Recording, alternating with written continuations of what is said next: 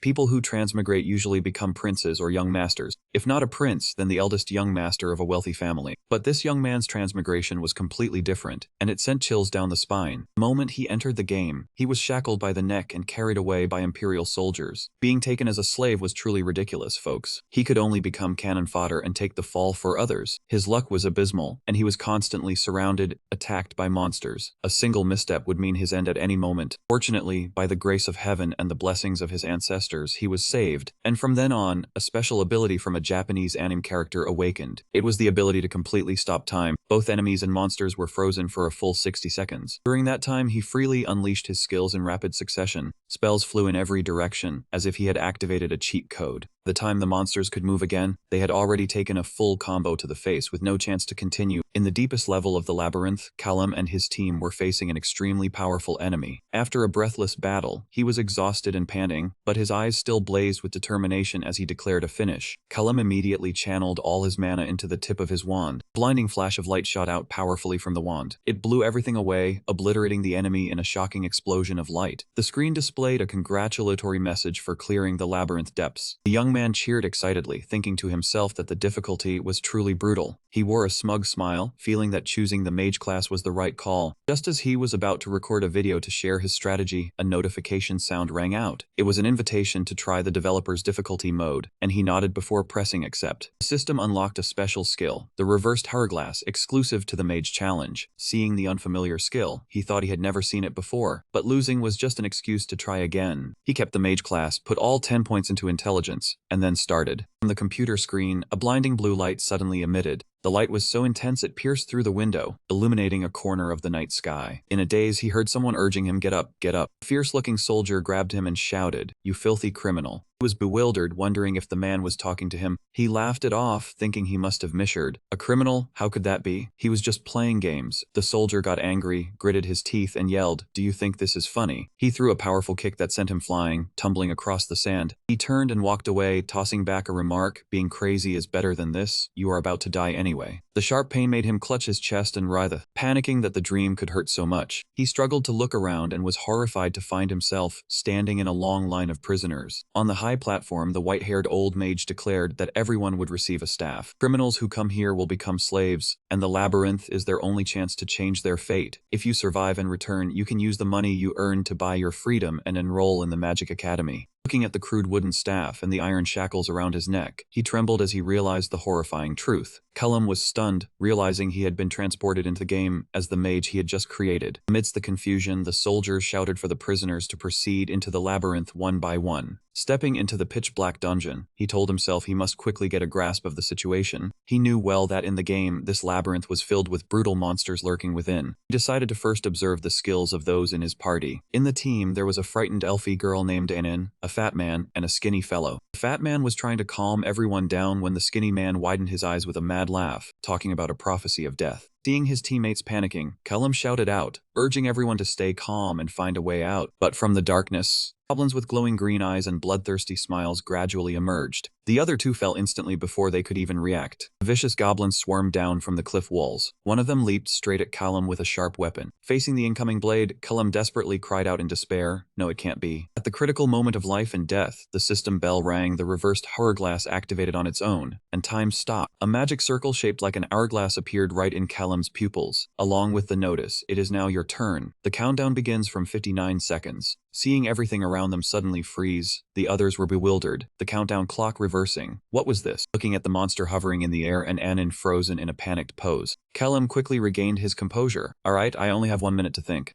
He immediately formed a plan. First, raise the staff and block that blade. However, the moment he lifted his hand to move, another notification rang out. His action points were immediately reduced by 1. Callum was shocked to realize he had lost an action point just from a slight move, damn it. At this rate, he would not even have enough points to dodge or defend. In the midst of the deadlock, Callum unconsciously let out a sigh. He suddenly noticed something strange. Wait, if I cannot move, then how did I just sigh? I can still speak, right? He checked again and saw that his action points were not reduced when he breathed or spoke. He immediately realized, so is speaking also considered like casting a spell? If so, he immediately gathered his strength to prepare a counterattack. Countdown quickly approached its final seconds. The remaining 3 action points were quickly depleted as Callum began to chant, and the system immediately announced that the action points were exhausted. The moment the frozen time ended, the others immediately shouted loudly, "Fireball." Instantly, flames burst from the tip of the wand, forming a direct shot that burned the goblin charging toward them. The monster screamed miserably in the fiery blaze before collapsing to the ground. He breathed out warily, gripping the collar of his neck tightly and muttering to himself, "That was close. What did I do to deserve being killed off pointlessly like some insignificant nobody?" Looking at the skinny man's corpse lying cold on the ground, Callum quickly regained the sharpness of a veteran gamer. He was confident that if this place truly operated by the rules of a game, then when it came to mages, no one could surpass him. But he did not know how long it would take to find the exit here. To prepare for the journey ahead, Callum decided to search the skinny man's body to collect equipment. He told himself for now he had to loot some gear and find reliable teammates. He picked up the wooden staff. He turned to ask the elf girl who was still sitting on the ground, trembling, what kind of spell was in her staff. Anin flinched in fear, hugging her staff tightly and stammering that it was a stunning lightning spell, but she had never used it before. Callum could only sigh helplessly, but it was still better than having nothing, right? He sternly reminded her that she would have to use it whether she had tried it or not. If a monster attacked, do not hesitate, strike immediately. Receiving Anin's trembling nod, Callum decisively turned and walked away. Anyway, let's find the exit. While walking through the dark corridor, he could not help but resentfully think about whoever had pushed him into this situation, whether it was a developer, a god, or anything else. Seeing Callum leave, Anin hurriedly followed behind, earnestly begging to come along. A few years ago, a massive maze suddenly opened, releasing a wave of ferocious monsters that poured out and slaughtered everywhere. As a result, countless adventurers and mages had lost their lives. To train a force to conquer the maze, people cruelly threw slaves in here to select the survivors. Callum silently reminded himself to be extremely careful, because there was no guarantee that all his game knowledge was absolutely accurate in this real world. Cutting through his thoughts, the elf girl timidly spoke up, "Thank you for letting me come along, I am Anin." He replied softly, "No problem, I am Callum." Anin continued to make conversation to ease her fear. "Callum, you are really calm and quiet. On the slave ship, I saw you talking quite a bit with the others." This statement startled Callum. He realized that the people here had no idea he was a transmigrator, that he had to behave more cautiously to avoid revealing his identity.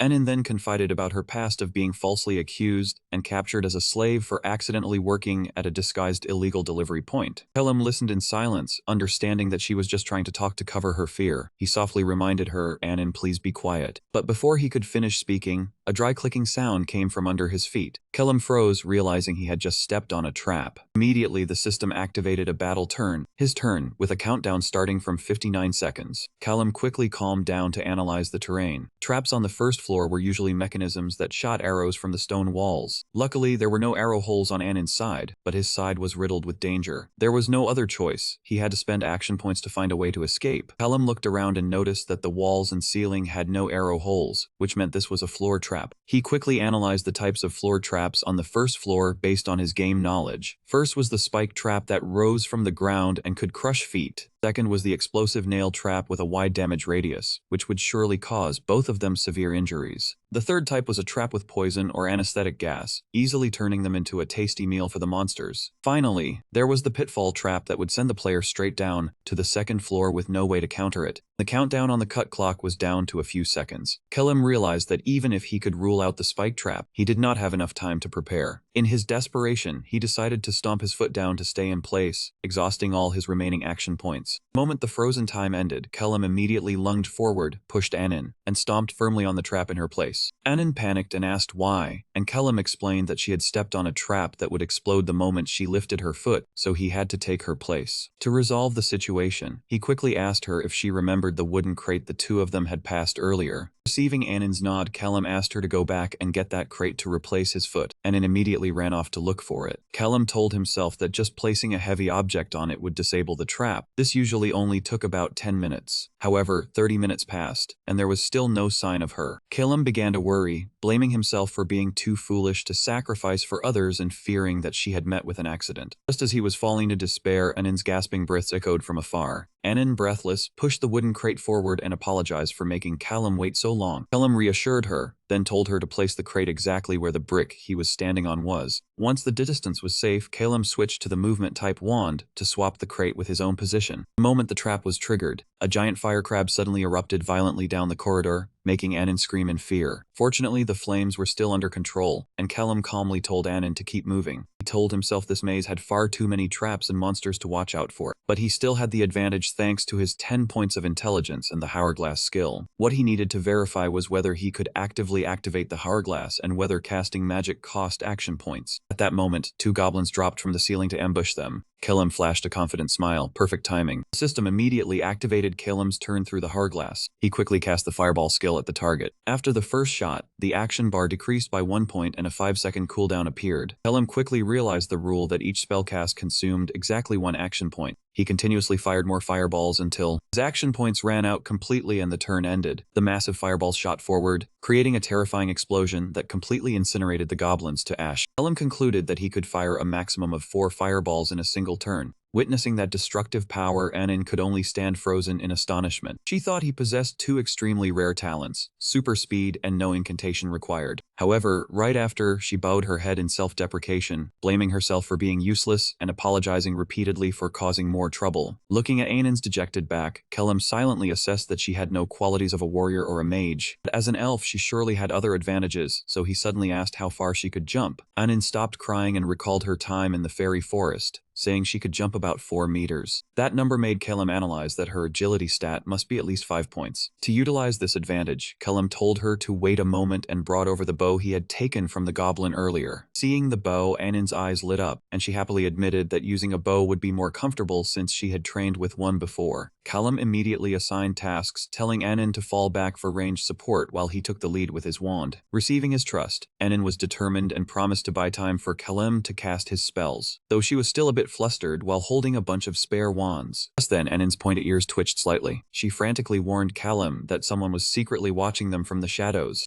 Even though Callum strained his eyes to look down the dark corridor ahead, he detected nothing. Anin still insisted there was definitely a sound coming from over there. To test it, Callum told Anin to close her eyes. Then he picked up a few stones and threw them. As the clattering sound of the stones falling echoed, Callum asked her if she knew how many stones there were and where they landed. After a moment of focused listening, Anin confidently replied that there were 3 stones landing 4 steps away. That completely accurate answer made Callum smile, realizing Anin possessed extremely useful hearing to locate and judge target positions. Callum quickly asked Anin about the number of their pursuers, and she nervously replied that about 4 people were approaching very quickly. Callum assessed that those who had survived this far were certainly not easy to deal with. He decided to tell Anin to follow him to find a hiding spot. In the darkness, the sound of heavy footsteps drew closer. Callum and Anin held their breath, waiting. When the opponent got close, Callum suddenly dashed out to block their path. "Stop right there, why are you following us?" His answer was a ferocious, bald-headed man with spiked shoulder guards, who laughed sinisterly and crazily, declaring that the target was not Callum but the elf girl beside him. They only wanted that elf, so hand her over. The bald-headed man loudly stated his terms, that if they handed over Anin they would spare them and let them live. He smugly claimed that Callum's low-level magic could not pierce his large shield, and Anin's arrows were nothing but harmless toothpicks. He threatened that if Callum tried to cast a spell, he would get an arrow first, so it was best to submit obediently. The leader also proposed forming a 5-person team, and the elf girl would be shared by all of them. The suggestion was so disgusting that Anin trembled in fear, her voice shaking as she called Callum's name. The bald-headed man continued to coax, saying that traveling with 4 people would be much safer than with 1 weakling. However, Callum immediately and firmly refused, knowing deep down that traveling with Anin meant he could still sleep soundly. But traveling with those cunning wolves, he would not even be able to close his eyes peacefully. Callum coldly pointed his wand forward, warning them to leave immediately if they did not want to die. His stern words filled Anin with immense relief and joy. Meanwhile, the bald-headed man's face darkened with rage, and he gritted his teeth, asking Callum if he was joking. But the only response was the firm, crimson gaze of Callum and his unyielding assertion that he was completely serious. That man understood this matter was not up for negotiation. The leader let out a murderous sigh and signaled his men to charge forward the moment they raised their weapons. The familiar system chime rang in his ear. The skill Reverse Hourglass was activated, bringing the battle into Callum's turn. In the moment time stood still, Callum coldly stared at the bandit group, telling himself he had given them a chance to live, but they had chosen the path of death. He knew they were looking down on his 2 wands. Seeing the large puddle beneath his enemy's feet, Callum decided to use a lightning spell.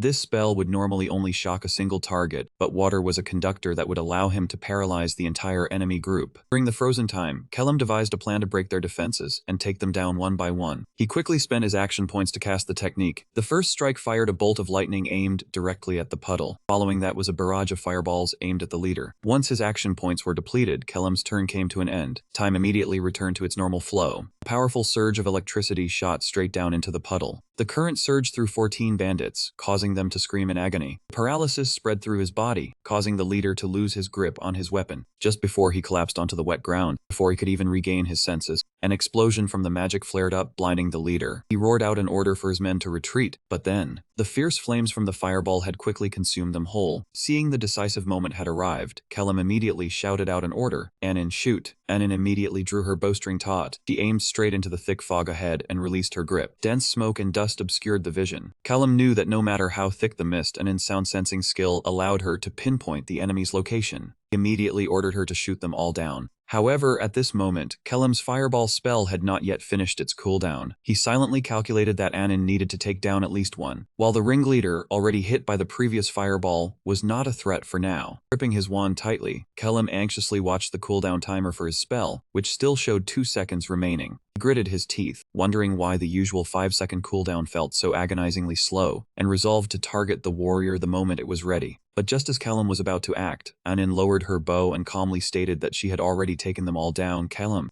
turned around in shock, utterly amazed, because he had clearly only heard 2 twangs of the bowstring. Looking through the dissipating smoke, the 3 subordinates of the leader were lying motionless on the ground. With just 2 arrows, Anin had precisely killed all 3 enemies. Seeing the elf girl's terrifying archery skill, Kellum broke into a cold sweat, quietly remarking that Anin was even more formidable than he had imagined. Hearing this, she flusteredly waved her hands, explaining that she had been very scared too, and had just tried her best to shoot accurately. At that moment, a pained, dry cough echoed from the rubble. The leader slowly woke from the shock, spat out a mouthful of fresh blood, and was stunned to realize he was still alive. Kellum coldly stepped forward, looking at him with his blazing red eyes. The leader trembled, staring at Kellum with a mix of fear and resentment, asking in a hoarse voice who he was, why he could use magic without intations, and how someone like him ended up in a place like this. Looking at Kellum and Anin standing imposingly before him, he cried out in frustration about the injustice of this world. The 2 of them only answered coldly, "Injustice. It was of your own making for daring to pull dirty tricks in the maze." Kellum's words only enraged the leader further, who screamed in despair about his past of being cast out for lacking magical talent, and then being sold into slavery. He bitterly spat out that if he had even half of Kellum's ability, his life would not have been so miserable, and with that he drew his last breath. Kellum merely watched him in silence with his crimson eyes. Right after, Anin timidly approached, bowing her head and stammering an apology for ruthlessly taking the lives of the 3 bandits earlier. Kellum gently reassured her that thanks to her, the 2 of them were safe, and asked her if this was her first time using her bow to take someone down. Anin nodded, admitting that it was not only her first time aiming at a human, but also her first time using magic against her own kind. Kellum sternly reminded her that they had to do this to survive in this cruel world. To prepare for the journey ahead, he told Anin to check what the bandit group was carrying. While searching the bodies, Kellum wondered why he felt so unnaturally calm about the deaths of his fellow beings.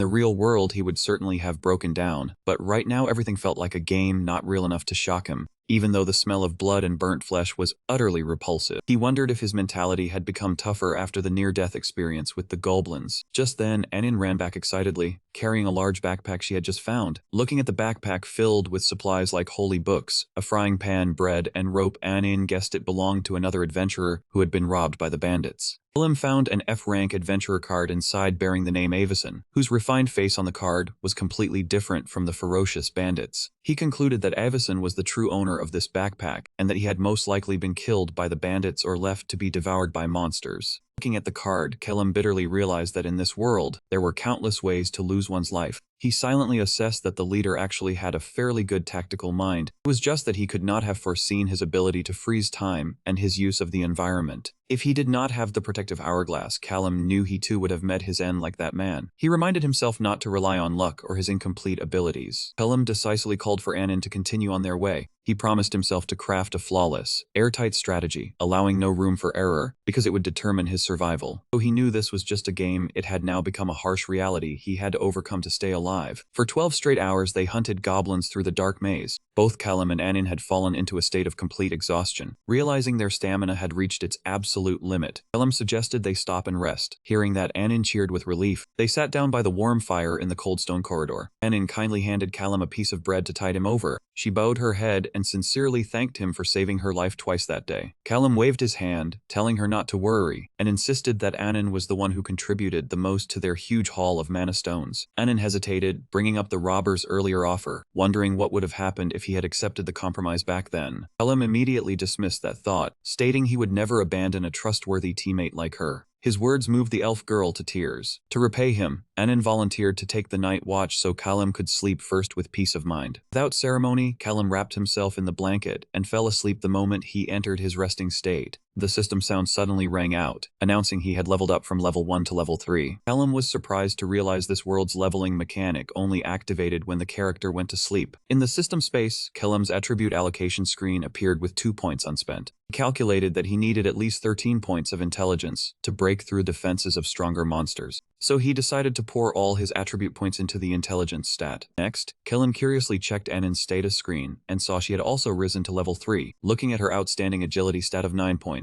Callum couldn't help but admire her, admitting Anin was a true genius of the elf race. He noticed Anin had unlocked a special skill called sound sensing, which allowed her to locate enemies through sound and negate the blinded status. Just as he predicted, her agility stat had also increased significantly, and the resting state ended. Callum woke up and let out a soft sigh, realizing he truly could not return to the old world anymore. He called the elf girl awake, so it was her turn to sleep. Anin happily replied, "Yes, thank you," and joyfully dove into the warm blankets, letting out a relieved cheer after a long, tiring day. While she rested, Callum decided to test out his new power. Seeing him fiddling with a large stone slab, Anin drowsily asked what he was doing. Callum calmly replied, "Just checking, this spot is good." He immediately drew his wand, chanted a spell, and unleashed a fireball. A massive surge of fire erupted, hurtling straight toward the target and creating a violent explosion. Seeing the thick stone shield completely destroyed, Callum nodded in satisfaction as the fireball's power was now far greater than before. He told himself this was the brutal reality, no longer a game. Anin's eyes widened in shock as she exclaimed, "Wow, it broke the shield, unbelievable." He said firmly, "Next, we find the exit." But before he could finish, he saw Anin had already passed out, fast asleep from sheer exhaustion. When the campfire had died down, two continued deeper into the dark corridor. Anin asked impatiently, "Callum, how much longer until we find the exit gate?" Callum replied thoughtfully, "Hard to say, the exit gate appears randomly. It all depends on luck." He thought to himself, with his terrible luck, they might have to grind for a whole week before finding the way out. At that moment, Callum suddenly stopped short. Ahead in the corridor, he spotted the exit gate with a bright blue exit text glowing. However, the path was blocked by a group of heavily equipped adventurers. Recognizing them as professionals, he told himself to be extremely cautious. As the two approached, the dwarven warrior Zikan immediately asked if they were the slave group from the Magic Academy. Callum calmly stepped forward to confirm, quietly assessing that the other party didn't seem hostile, but the situation was still rather tricky. Deacon turned to ask the healer Emma about when the academy sent the slaves in. Emma said it was at 10 in the morning yesterday. Calculating that over a day and a half had passed, Zikan was impressed to see the two still alive and having made it all the way here. The dwarf nodded approvingly, praising Anin for being smart enough to abandon magic and switch to using a bow, which startled her into confusion. Next, Zikan looked at the two wands in Callum's hands and asked if he was feeling very confident. Callum admitted it frankly. Seeing that, the dwarf laughed heartily with amusement and then asked directly if he had a fire-type wand to shoot fireballs. Callum answered firmly, "I do." Beastman asked Zikan impatiently what they should do since they couldn't just sit and wait forever. He suggested recruiting Callum right away because he seemed confident. However, Emma expressed doubt, believing a slave mage could hardly match Avison's skill level and would only disappoint. Zikan sighed, admitting that was true, but in reality they had no better choice. Hearing the name Avison, Callum was startled to realize she was the owner of the backpack he was wearing. He spoke up asking if they had just lost a mage teammate, and received a nod of confirmation from the dwarf. Zikan painfully recounted how they had run into a black bee monster right on the first floor. causing his teammate to be gravely wounded. Emma immediately cut in, insisting Avison was not dead yet thanks to a soul-preserving spell, and she could be saved as long as they had a resurrection scroll from outside. Zikan helplessly reminded that the group currently couldn't go outside to get it. Looking at the group of adventurers arguing before the tightly locked gate, Killam quickly analyzed the situation and realized they had found the exit. But the boss guarding it could only be dealt with by a fire mage. While the adventurers were still debating the monster inside, Emma deduced that if it were an undead, it definitely would not be a walking corpse. The dwarf Zikan confidently asserted that whether it was a giant troll or a bronze goat, the group could handle it, but Emma worried about the possibility of it being able to fly. Standing nearby, Anin nervously whispered to Callum asking what they should do now. He glanced at them, quickly realizing that this group would certainly target a ranger like Anin, but they were also in desperate need of a fire mage. There was only one answer to this situation. He let out a confident smile and then spoke decisively. The boss guarding the gate is a venomous spider. His sudden statement startled all three of them. Emma was shocked and asked how he knew that, while the beastman Vertanen was highly skeptical that a slave mage could be so knowledgeable about venomous spiders. Dwarf Zikan also curiously asked if he had really studied this dungeon before. Callum honestly replied that he only knew a little, then began to explain in detail the characteristics of the venomous spider. It was a monster that constantly sprayed venom and spun webs, causing the escape route to be completely covered in spider silk. It moved extremely fast across the ceiling and possessed attacks that inflicted slow and binding effects on its target. One wrong step could mean instant death, and the only way to counter it was to use a fire mage. Callum further analyzed that they needed to use fire to burn away the webs and force it to the ground, then finish it off with a precise strategy. After explaining, he coldly asked in return why they needed him so badly.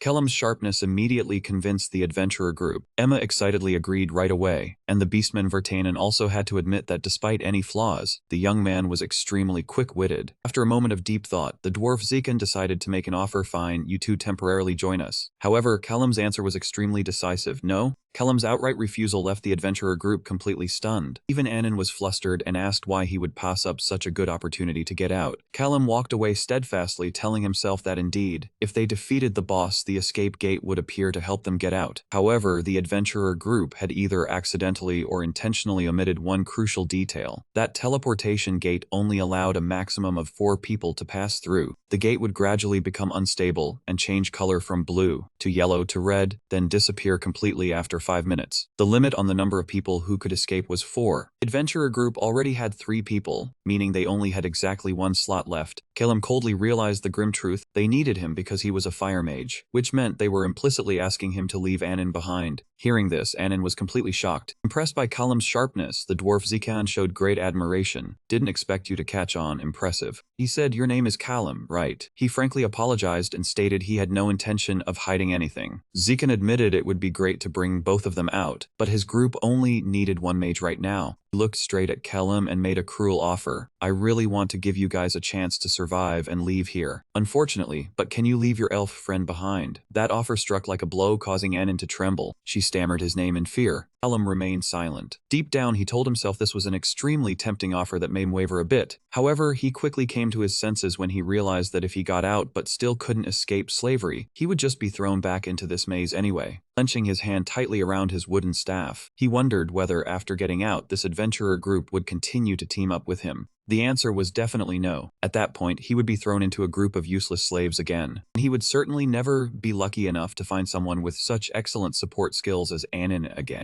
Callum's eyes hardened. He looked straight at the adventurer group and declared firmly, Anin is my teammate. I can never abandon her. Callum's resolute answer stunned all 3 of them. Both Zikan's group and Anin were extremely surprised. With a soft, confident smile, Callum proposed, instead, I want to make a suggestion. What if you hired me? This statement caught Zikan completely off guard. Hire you? You mean not going through the escape gate but wanting to be paid? Finding the young man before him interesting, the dwarf crossed his arms in agreement and asked how much money he wanted. Callum calmly raised 1 finger and decisively stated the number 10,000 gold coins. This exorbitant price instantly made the dwarf Zikan's veins bulge with anger. Meanwhile, Anin's jaw dropped in shock before she yelled, do you know how much 10,000 gold coins is? Callum was fully aware of his own value at this moment. The magic stones and backpack he had collected on the first floor would only sell for about 2,000 gold coins. Meanwhile, the ransom for himself and Anin was 3,000 gold coins each. With 10,000 gold coins, he could not only erase his slave status, but also have a spare amount for the journey ahead. On the other side, the adventurer group began to have an internal dispute. The Beastman Vertanen thought they should just pay up and finish the trial quickly, but the priestess Emma was reluctant because her own hiring fee was already very expensive. Vertanen joked about deducting that amount from Emma's share. She immediately flared up, while the dwarf Zikan rolled his eyes and refused outright. Observing their expressions, Kellum silently assessed that this group was extremely exhausted and wanted to leave here as soon as possible. Moreover, the core reason for their extreme urgency was Avazan. They had to bring the resurrection scroll back before the soul preservation spell expired and his body decomposed. This meant they had no choice but to accept his terms. Seeing Zikan still hesitating, Vertanen also urged him on since there was no other fire mage to be found besides Kellum. To build more trust and ensure a binding agreement, Kellum proactively suggested making an oath of honor with the priestess Emma in the name of Saint Nathaniel. Emma smiled in agreement, affirming that a covenant with the saint would never be broken. Seeing the situation was unshakable, the dwarf Zikan had no choice but to grit his teeth and bargain down to 9,000 gold coins. But Kellum held his firm stance, only slightly reducing it to 9,500. Zikan continued to plead for 9,300, but in response, Kellum's firmness remained steadfast at 9,500 gold coins. Dwarf was furious, yelling in frustration at the thought of spending his life savings on such a huge sum for a slave mage. But in the end, he could only hold his head in defeat and accept the compromise. Zikan bitterly led the whole group towards the large escape gate. There, the priestess Emma began the oath ceremony. In the name of Saint Nathaniel, she established the terms. Vertanen's group commits to hiring Callum's and Anin's group for 9,500 gold coins. The covenant will be fulfilled when Vertanen's group safely passes through the escape gate, and the pact would immediately end if either side was destroyed. After the oath of honor was established, the group quickly ventured deeper into the heart of the shadow dungeon. The further they went, the colder the air became, with white cobwebs hanging from the cave's ceiling. Kellum observed cautiously, muttering to himself how strange it was that there was no sign of the boss, guessing it was hiding within the webs above. Taking a few more steps, he noticed a corner of the room and quickly assessed the terrain. There were a few wooden barrels of gunpowder in the corner, a potential advantage to be used. Kellum immediately warned everyone to be careful of the webs on the floor, as stepping on them would be difficult to get out of. But more importantly, they needed to locate the boss. Dwarf Zikan impatiently cut in, saying that he just needed to burn the webs on the ceiling and stop acting like he was in charge. Before he even finished speaking, a piercing sound suddenly echoed from above their heads. From the pitch-black ceiling, a barrage of sharp web threads shot down like rain. All of them were aimed directly at the dwarf's position. Zikan only had time to let out a shout before hurriedly raising his large axe to block the unexpected attack. Swatting away the incoming webs, Zikan urgently yelled for Kellum to shoot fire magic at the ceiling, saying the mage needed to force the thing down to the ground. At that moment, the giant venomous spider finally revealed itself amidst the tangled webs, continuously spewing silk in a relentless assault downward. Facing the monster, Kellum's gaze sharpened with keen focus. He thought to himself that with it attacking so openly, this fight would be easy, a perfect chance to deal a massive amount of damage in one go. Immediately, the familiar system chime rang out, activating a special skill. Your turn's hourglass has been activated, freezing time for all things. In that instant, Kellum continuously swung his wand, decisively activating a rapid series of fireball attacks without needing any casting time. 4 action bars were quickly depleted until the system displayed a notification. Action points exhausted, turn ended, time resumes. 4 massive, fiercely burning fireballs simultaneously shot up towards the ceiling. The tremendous heat incinerated all the webs that were holding the creature, causing the monster to screech in agony before free-falling to the ground. Witnessing the lightning-fast spell barrage with such destructive power, all 3 adventurers stood completely frozen in shock. Vertanen's jaw dropped as he stammered, asking how 4 casts in one go was possible. Emma also gasped in disbelief, and Zikan stared with wide, confused eyes, wondering if he was the only one who hadn't heard any incantation. The moment the giant venomous spider was hit by the 4 fireballs and fell falling, Kellum immediately shouted to urge his teammates, telling everyone to focus. This was their chance. He quickly called out Anin. Receiving the command, Anin immediately drew her bow and fired an arrow. The arrow precisely embedded itself into the fiercely burning monster. However, right after the first shot, Kellum hastily stopped her, telling her to wait. Anin paused in confusion, and he explained that using the weak goblin bow was now useless. The giant spider hit the ground, its entire body still blazing. Seeing the opportunity was close, Kellum turned to the priestess Emma, calling out that he needed a magic shield. Emma quickly turned her head and replied in acknowledgement. Kellum immediately turned to command the beastman Vertanen, telling him to charge in and finish it off once the shield was up. Being ordered around by a rookie stung Vertanen's pride, and he gritted his teeth, veins bulging as he retorted that he knew what to do and to stop lecturing him. With that, the beastman leapt with immense force. Looking at the monster right in front of him, he thought to himself to end it with a surprise attack. He swung his sharp twin blades, quickly slicing off several legs of the giant spider. About to explode, priest, get ready.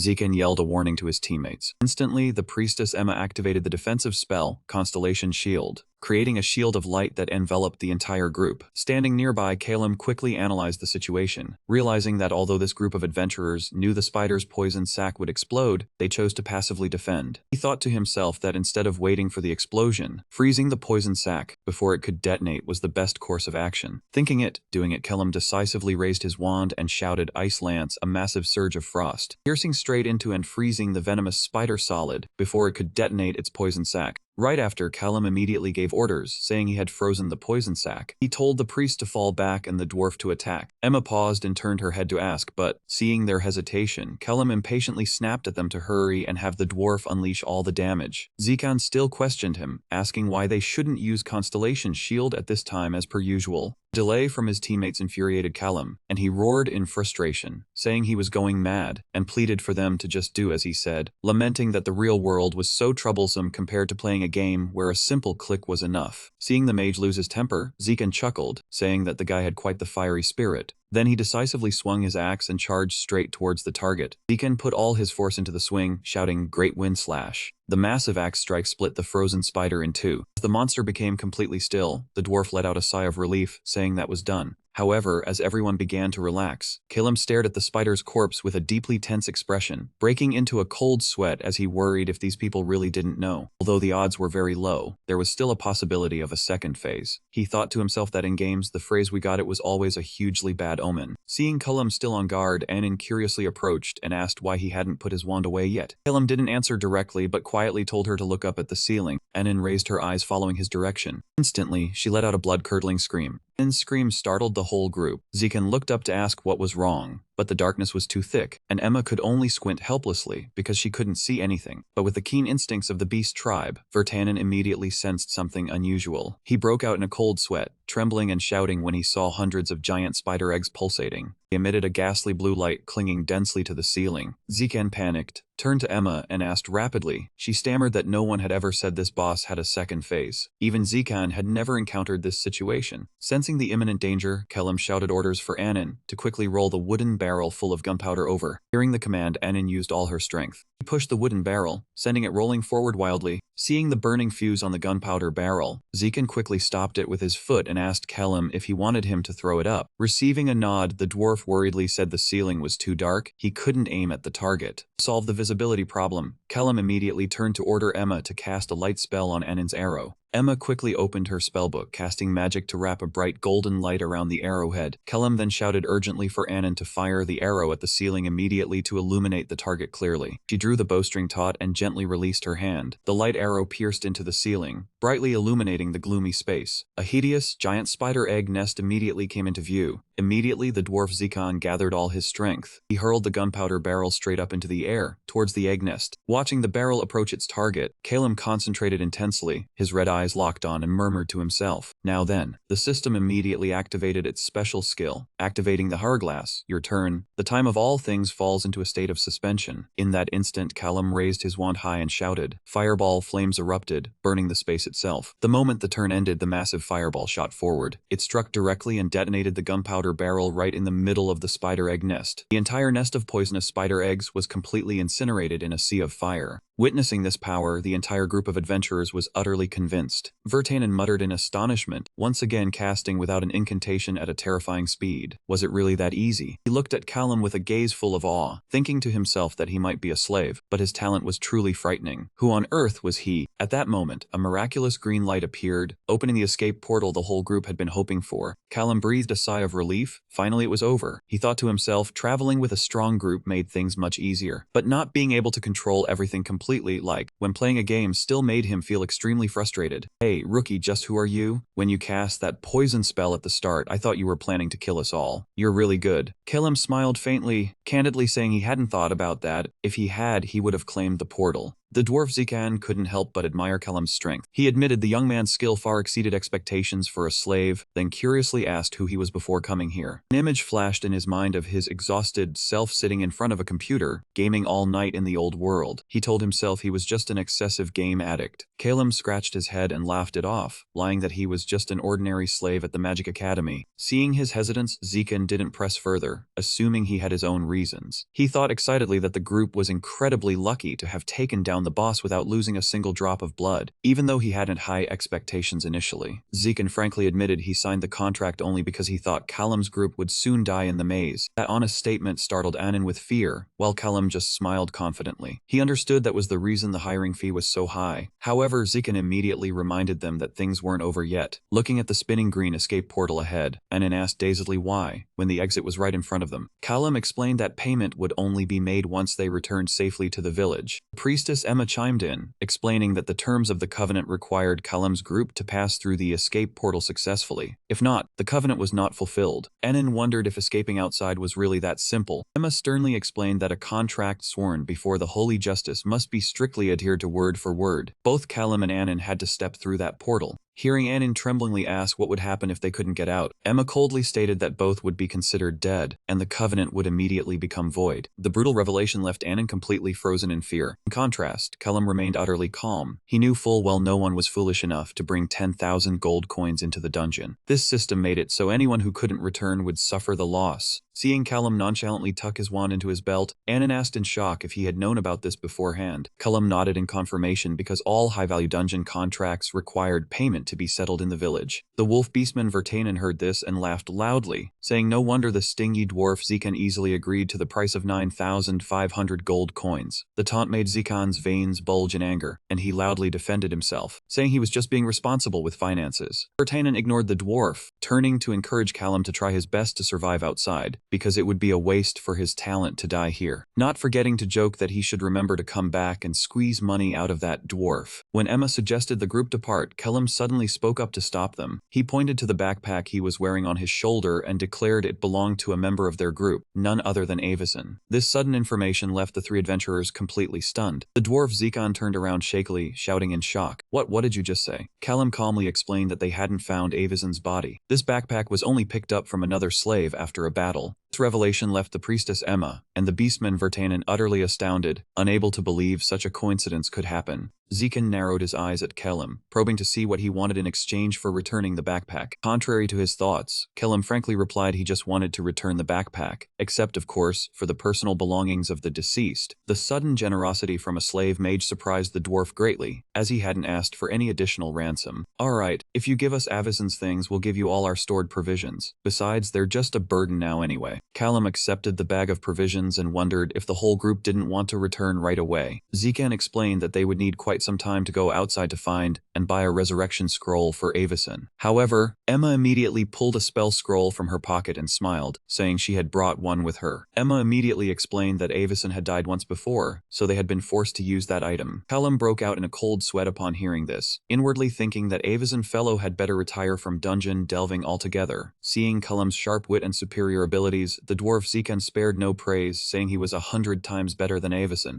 Vertanen enthusiastically agreed, regretting aloud that they should have recruited Callum from the very start. As the group prepared to step through the teleportation gate to leave, Anin suddenly stood behind them, hesitantly raising her hand. She looked at the group of adventurers and then abruptly asked a question that froze everyone in place. Then, could you take Callum back with you? The question startled even Callum himself, who turned around in surprise. Anin quickly explained that according to the rules, as long as one original member returned to the village, the contract would be fulfilled, since neither side would be wiped out in name. She further persuaded that Callum could receive 9,500 gold coins, officially become free, and join their group. With that amount of money, he could even upgrade his own equipment. Hearing this, Emma pointed at Anin and retorted, "What about her? Even a mage as strong as Callum would barely survive alone in this dungeon. She wouldn't last even a single day." Anin lowered her head in silence. Her trembling hands clenched tightly around her wooden bow. She sorrowfully admitted she knew she would never find another exit gate. Callum, please don't stay just for me. The horrifying memories of the brutal goblins and the vicious bandit. Those images once again flashed clearly in Anin's mind. She knew full well that without Callum she would have died long ago. It was his protection that had kept her alive until now. Anin burst into sobs, tears streaming down her cheeks. She choked out her farewell, thanking him for coming. "Callum, I will never forget you live well, for the both of us."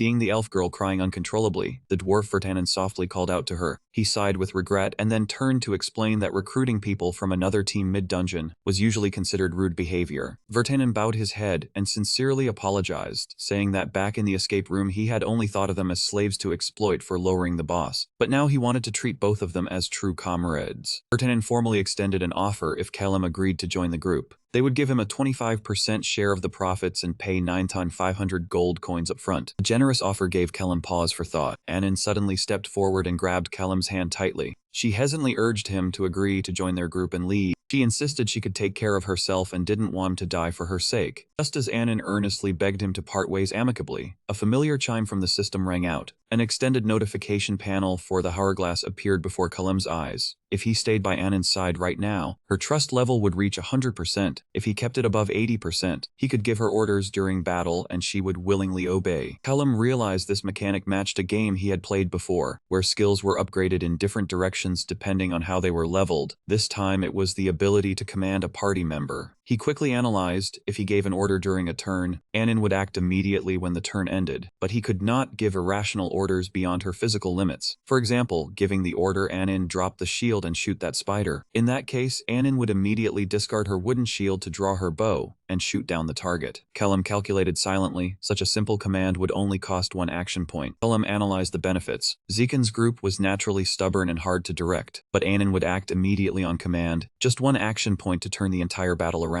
He thought smugly, this is a good deal. Cutting through his thoughts, the dwarf asked impatiently, so Kellum, what do you think? Pressured by the urgency, Kellum told himself he needed more time to think. Right at that moment, the system bell rang, activating his turn under the frozen hourglass. Facing 2 choices, Kellum tensely wondered which decision would be most beneficial. Since the butterfly effect could not be predicted, he had to be extremely careful. He began to weigh both options seriously. If he stayed with Anin, he would upgrade the hourglass and keep a talented archer by his side. On the other hand, if he left the dungeon with Zekan's group, he would not only escape slavery but also gain a large sum of money, an experienced adventuring team. As the frozen time came to an end, Kellum opened his eyes with a resolute gaze, making his final choice. Kellum suddenly grabbed Anin's wrist and firmly declared to the group of adventurers, I appreciate your invitation, but my answer remains unchanged. I will leave this place with Anin. The 3 of you should go through the gate. The decision left Anin stunned, her eyes welling up with tears as she looked at him. Dwarf Zekan couldn't believe his eyes, glaring as he asked again, are you serious? Kellum coldly confirmed, yes, I'm serious. He told himself that even if this was a game, he would still choose this path. Kellum analyzed that investing in Anin was a smart move, and he himself wasn't cold-hearted enough to abandon her. Anin shouted frantically, Kellum, are you crazy? Why won't you leave? Exhausted from the battle, Kellum snapped at her to be quiet, saying he was very stressed. He thought to himself that coldly abandoning others only weighed on his conscience. Solving things together was still better. Right at that moment, the werewolf beastman Vertanen stepped forward, visibly moved. He wept openly, tears and snot streaming down his face from admiration for Kellum's loyalty, shouting, hey Sinping, you're truly an extraordinary guy, I'm the real rookie here. Witnessing his righteous decision, Emma also expressed admiration, saying the Magic Academy had recruited an outstanding talent this time, which made her want to pull him to her side even more. But she quickly brought them both back to reality by reminding them they still had to deal with the boss at the back gate on their own if they wanted to find an escape route. Realizing the value of the monster corpse, Kellum offered to buy it, deducting 300 gold coins directly from his 9,500 gold coin debt. Zekan immediately showed his business acumen, haggling up to 1,500 gold coins before agreeing. After Kellum nodded in approval, Zekan turned to ask Anin for her name. When the elf girl remained flustered, the dwarf mischievously teased her, calling her the beautiful lady. Caught off guard by the teasing, Anin blushed and loudly corrected him, saying her name was Anin. Zekan just winked playfully, insisting that the sincerity she had shown earlier was even cooler than Kellum's barrage of 4 consecutive fireballs. Zekan generously pulled out several healing potions and handed them to Anin as a gift, not forgetting to tell the beautiful lady to use them well. The Vertanen beastkin standing beside him excitedly promised Kellum a drink when they met again at the village, making him cheerfully demand 2 drinks instead. Seeing the adventurer group preparing to leave, Anin still sulked and called out, demanding Zekan use her proper name, instead of that teasing nickname. At that moment, the nun Emma gently instructed the 2 that upon reaching the village, they should find her at the Nathaniel Church to receive the remaining 8,000 gold coins as their payment. Before stepping through the teleportation gate, Emma raised her hand and cast the blessing spell, praying that Saint Nathaniel companion would protect and grant them peace on the road ahead. A warm light enveloped her body, filling Anin with deep gratitude. As for Callum, he quickly recognized the familiar game effect, knowing this blessing would add a point to every stat for 12 hours while granting complete immunity to curses and mid-combat status effects. When the blue teleportation gate was ready, the adventurer group waved their goodbyes. The dwarf Zikan did not forget to turn around and shout a reminder for the two to remember his name was Zikan, then stepped through the gate with his teammates back to the village, leaving Callum and Anin to continue their survival journey in the dark dungeon. Vertanen raised the E-rank magic stone and said his farewell. Using a magic stone at a teleportation gate counts as clearing a passage, helping to activate the next gate faster within the dungeon. Activating the red teleportation gate, the dwarf Vertanen turned back to tell Callum that if he survived and returned to the village, he should look for him at the Adventurer Guild. My name is Vertanen. I am certain you will come back. I will be waiting. The moment the adventurer group vanished with the teleportation gate, the dungeon space returned to its gloomy, silent darkness. Anin collapsed to her knees sobbing, choking out a question of why he did that. And now with only the two of them, how would they ever get through the exit gate? She trembled in despair, thinking their hope of survival was far too fragile. However, the young man behind her only offered a slight, confident smile. He told himself he knew this game far too well. Every scenario and every path were already within his grasp. Calum stepped forward and placed a hand on Anin's shoulder to reassure her, telling her not to cry. They could absolutely do this. Looking at her with determined, blazing eyes, he told her to pull out that spider fang first. Anin nodded in a daze, and immediately the system notified that her trust in Callum had reached an absolute 100% and unlocked the direct command feature. Anin drew her dagger and walked toward the corpse of the giant venom spider. She began cutting open the monster's body while asserting, Callum, it is not that I do not want to do anything, really. I am ready to do whatever you say. No matter what it is, you can even use me as a shield, I do not mind. But would it not be faster if we gathered materials together? Callum calmly paced and replied, Anin, trust me, everything has its reason. You just need to focus on pulling out the fang. Right away, Anin obediently replied, understood. Standing with his arms crossed observing, Callum thought to himself that he also wanted to lend a hand. However, the success rate of item gathering was directly proportional to the dexterity stat, and in that regard, no one could surpass a true elf like Anin. Looking at the stat sheet, Callum noticed Anin's dexterity was 2 while his was an absolute 0. He thought to himself that she was a full 2 points higher than him while he had nothing, a fact that made Anin herself surprised and wonder, oh, am I that skilled? With arms crossed in thought, Callum knew he needed to research the skill expansion system more thoroughly to strategize for upcoming battles. At that moment, the system board notified him that Anin's trust had reached an absolute 100%, and now he could directly give her commands during his own turn, and she would voluntarily execute them after the turn ended. However, the system also warned that actions too difficult or against Anin's nature would be very hard to perform. Callum mused quietly, actions difficult or against her nature, huh? He immediately imagined test scenarios. If he ordered Anin to handle the dwarf, she would without hesitation kick him a few times, saying hurry up you short-legged dwarf, or with an even more impossible order, shooting 10 arrows while spinning 3 times, she would still try to spin into a whirlwind of arrows. Callum quickly realized he could predict what types of orders would not be effective. Even so, he still needed to test and practice, to know exactly the limits of Anin's endurance and capabilities. Cutting through his thoughts, Anin had by then finished collecting materials from the venom spider's corpse, and she cheerfully exclaimed, ah, I pulled them all out, Callum. Seeing that, the young man picked up his backpack and lightly replied, great, let us go. While moving through the dark corridors, Anin walked and quickly crafted weapons, happily saying, I will make poisoned arrows while we move. I never knew I had this talent. Looking at the elf girl who was sobbing pitifully just a minute ago, and now laughing cheerfully, Callum could only smile helplessly. She was crying just a minute ago. Although he knew the two could face death at any moment in this brutal dungeon, watching Anin raise the spoils high with a radiant smile on her lips, Callum felt a quiet relief. He told himself, we could die at any moment, but I am glad to see her smile. Callum guided Anin on how to craft a new type of weapon from the spoils they had just collected. Combining the venom fangs with the elf arrows, he could create poison arrows. Anin, please make this part for me too. Taking the venom fangs from Callum's hands, Anin hesitated slightly with worry. Yes, but Callum, even if you make new arrows for me, I am not sure they will truly be useful in combat. Callum immediately explained to help her understand that the reason he could not deal damage was because of his equipment. An archer's equipment is very important, and until we find another bow, at least we should use better arrows. arrows. He silently analyzed that crafting a good bow at this point was too difficult, but with arrows, it was completely feasible. If they combined materials to craft and use special arrows, then even with a terrible bow, Anin could still maximize her strength. Anyway, I am counting on you, Anin. Upon hearing that, Anin focused and began assembling. Willem stood beside her, silently calculating that in the game, the success rate of item combination was proportional to the dexterity attribute. Since Anin's current dexterity was still quite low, he did not have high expectations for this attempt. Yet, in the blink of an eye, Anin held up 2 completed poison arrows in front of him and innocently asked, like this. Her speed left Calum completely frozen, only able to exclaim in shock, "Huh, what, how did you do that?" Anin casually replied, "I just poked them in slowly, and they stuck." Her lighthearted answer made Callum break into a sweat. He knew well it sounded easy, but if the force was even slightly off, the venom sac would explode instantly and kill the crafter. Looking at the stat sheet of the completed poisoned arrow, Callum could not help but be astonished by the numbers. Physical damage was 7 to 9, but poison damage was a staggering 60 to 68, along with the ability to create toxic gas and inflict a poison state on the target. This terrifying power made Callum silently lament that it was a waste to use with the current garbage bow. He said in a serious tone, "Do not use them until I say so, just keep them safe. Now then, let us go." Anin cheerfully replied, "Okay," and the two continued deeper into the dungeon. While walking through the dark corridor, Callum suddenly had an idea to test the new expansion skill of the hourglass, and he immediately activated the special ability. Time froze and the system displayed his turn, starting a countdown from 60 seconds. In the frozen state, the young man turned to command the motionless Anin behind him. "Anin, take the water flask from the bag and hand it to me." Looking at the status board, Callum was extremely surprised to see his action points were not being consumed at all. He smiled smugly because everything was going as he had predicted. Since this was not an action he directly performed, the system would not deduct his action points. The turn quickly ended. Anin swiftly took the water flask and handed it to Callum, softly saying, "Callum, here."